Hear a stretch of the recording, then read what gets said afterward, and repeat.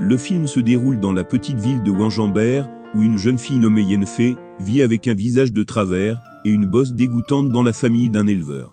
À cause de son apparence laide, la jeune fille est constamment moquée par les habitants et un jour, alors que Yenfei est à nouveau moquée par un couple de jeunes hommes locaux, la jeune fille ouvre accidentellement un portail vers la magique Torolara, à Aretusa, où elle est rencontrée par le jeune sorcier Istri. Le gars est inquiet. Toute magie laisse des traces, que les sorciers peuvent utiliser pour trouver quelqu'un qui a ne serait-ce qu'une once de magie en lui. Il décide de sauver la sorcière en herbe, et ouvre un portail sécurisé, qui ramène Yenfei à la maison. Quelque temps plus tard, une belle et riche dame arrive à la ferme du père de la jeune fille, pour acheter un cochon, mais en voyant la jeune fille, elle exprime le désir de l'acheter aussi, et son père qui ne cache pas son dégoût pour sa fille la vend pour la moitié du prix de l'animal, malgré les supplications de sa mère qui reconnaît la dame comme une sorcière.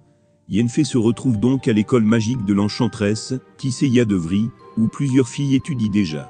Au début, Yenfei prend durement la séparation d'avec la maison, et à quel point son père la jugeait basse. Elle a même tenté de se suicider, mais lorsque les cours commencent, elle découvre que le jeune sorcier avait raison. C'est sa magie par inadvertance qui a provoqué la vague et attiré l'attention du recteur de l'école, la sorcière, Tisseya. Les filles qui étudient à l'école se sont également distinguées, avec les mêmes compétences uniques. Bientôt, Tisseya organise le premier test. Les filles doivent soulever une pierre et une fleur sans les toucher, et en utilisant un sort. Tout le monde parvient plus ou moins à faire face à la tâche, mais Yenfei échoue. La fille essaie obstinément encore et encore, jusqu'à ce que Tisseya l'arrête. Frustrée, Yenfei s'enfuit. Plus tard, elle retrouve Istri dans la grotte, et lui dit son nom. Quelque temps plus tard, Tisseya entraîne ses élèves féminines à reconnaître la plus grande peur de l'homme. Elle fait asseoir les filles par paire, et leur ordonne de se regarder dans les yeux, jusqu'à ce qu'elles pénètrent dans la peau de leur rival. Yenfei s'associe pour encourager la fille, mais elle échoue à nouveau. Tisseya est furieux. Yenfei est inutile, et c'est parce qu'elle se ment. Même si elle était une beauté, personne ne l'aimerait. Bien qu'elle ne soit pas la seule à qui elle a des problèmes, Yenfei partage les problèmes avec son seul ami, Istri, qui parle de sa scolarité. Lui aussi avait du mal avec tout. Le garçon propose de lire dans ses pensées et la fille réussit.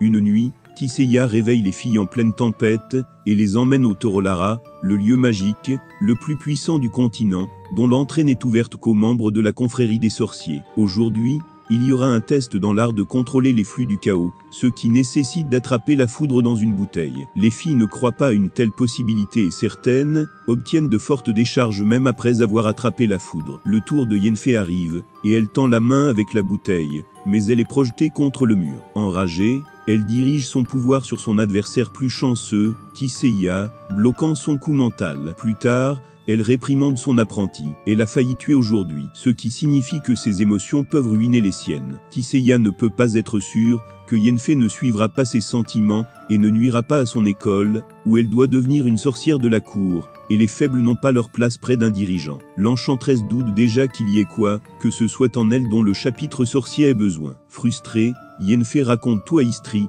mais surtout l'enchanteresse sait tout d'elle et elles ne pourront plus se revoir. Le gars est prêt à lui montrer une autre magie plus ancienne et plus puissante, mais c'est très dangereux. Il lui montre les crânes des elfes morts qui ont construit Aretusa. Ils étaient les premiers sorciers du continent, et ce sont eux qui ont construit tous les lieux magiques, mais les humains sont venus sur le continent, et les ont massacrés. Istri lui donne une fleur qui ne peut pousser que là, où repose le sang des aînés, et lie un sort qui en le répétant la jeune fille ouvre un portail. Le sorcier étonné ne comprend pas comment elle a réussi à le faire la première fois et Yenfei avoue que son vrai père était un demi-elfe mort lors de la purge. C'était son sang qui la rendait laide. Le garçon embrasse Yenfei et avoue son amour.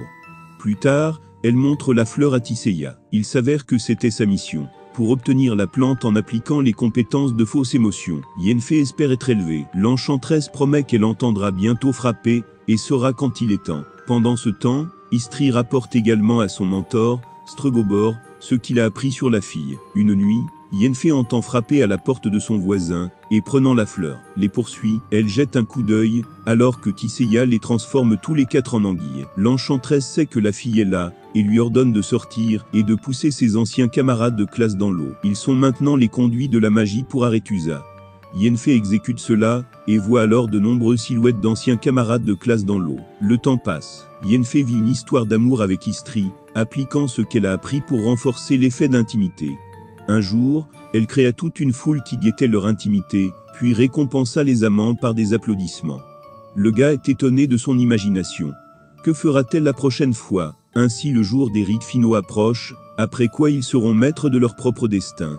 Yenfei rêve d'obtenir son diplôme d'Arethusa et de retourner dans son Éder natal en tant que puissante sorcière pour montrer à ses agresseurs de longue date, et à son père, ce qu'elle a pu accomplir. De plus, tous les diplômés d'Arethusa sont perfectionnés avant d'être envoyés dans les différents royaumes. Tous les défauts physiques sont supprimés, ce qui attend également Yenfei. Le sorcier responsable lui montre son travail, la beauté sans faille des diplômés, et lui promet un résultat tout aussi merveilleux. Il propose de lui faire colorer un gris noble mais fort. Tisseya, d'autre part, lui apprend à se regarder dans le miroir et à voir ce que Yenfei elle-même veut, et l'ordonne à la jeune fille de fermer les yeux et d'imaginer la femme la plus puissante du monde. Yenfei se conforme à la commande, mais ne voit pas encore la beauté promise. Pendant ce temps, le chapitre des sorciers se réunit à Arethusa pour décider où leurs diplômés doivent aller, car tous les rois ont besoin de sorciers de cour. Puis il s'avère que l'un des dirigeants du conseil, le sorcier Strugobor, sait que Yenfei est un Karelfe, ce qui signifie qu'elle ne sera pas acceptée à Arethusa,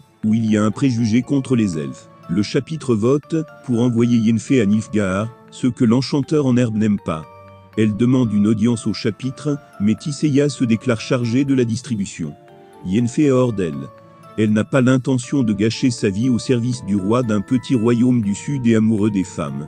Le tuteur lui rappelle le sang elfique, et la fille comprend comment Strugobor le savait. La cérémonie d'initiation commence, à laquelle Yenfei n'assiste pas. Inquiète, Istri la retrouve derrière la lettre à son père, lui demandant de confirmer qu'elle est sa propre fille. Le garçon ne croit pas que cette lettre puisse convaincre le chapitre, mais la fille ne sait tout simplement pas quoi faire. Car même si Istri réfute ses propos sur ses origines, plus personne ne le croira. L'enchanteur est frustré. Il ne savait pas pourquoi Strugobor avait besoin de cette information, et elle a déjà raté tous les sorts d'initiation. Istri lui propose de l'accompagner, car on lui propose de devenir explorateur. Ils peuvent parcourir le continent, et découvrir l'inconnaissable. Mais de manière inattendue, la jeune fille ridiculise cruellement son plan. Elle ne va pas du tout fouiller dans la poussière de l'égide, et ce sont ses rêves et ses intentions et son opinion comme toujours, il ne demande même pas. Istri est sous le choc. Yenfei n'est pas du tout ce qu'il pensait qu'elle était, et il exprime son opinion qu'elle est en colère parce qu'elle a raté sa chance de trouver la beauté. Mais une fille a besoin de pouvoir, et elle n'a pas éprouvé autant de difficultés à étudier à l'école de magie pour rien. Yenfei court vers l'enchanteur qui est en charge de la perfection, et exige de montrer son art, pas même l'absence d'une potion pour atténuer la terrible douleur qui accompagne le processus de transformation ne l'arrête. Alors que le magicien commence le processus, Yenfei demande ses yeux et les marques de coupure sur ses mains pour lui rappeler son ancienne faiblesse, et le sorcier l'informe que chaque magie a un prix. Étant née de nouveau, elle ne pourra plus marcher point, mais la fille est d'accord sur tout, jusqu'à l'ablation de son ventre, nécessaire à une transformation complète. Le magicien lit les sorts et la fille hurle de douleur terrible, et déchire les chaînes, avec lesquelles elle était attachée à la table. Sa colonne vertébrale se redresse, tout son corps semble fondre et passer d'une forme à une autre. Finalement se tordant de douleur, Yenfei perd connaissance. Pendant ce temps, dans la salle principale d'Arethusa, le bal d'initiation se poursuit. Soudain, Tisseya voit une porte s'ouvrir, et dans laquelle se tient une fille d'une beauté inhabituelle aux yeux violets. Elle se rend compte que Yenfei a désobéi à ses ordres, et se dépêche de l'emmener, mais il est trop tard. Le souverain aidant a déjà remarqué la beauté. Il l'invite à une danse où il exprime son désir de la voir comme sorcière de la cour dans son royaume. Tisseya doit battre en retraite, et ne regarder que de loin la danse du roi et de l'enchanteresse. Réalisé sur la base d'une série de livres de Sapkowski, The Witch est assez curieux, fascinant et vivant. L'atmosphère de la magie, les mondes des monstres et des épées d'acier se transmettent assez bien. Les aventures de la protagoniste féminine seront donc encore plus excitantes dans les prochains épisodes.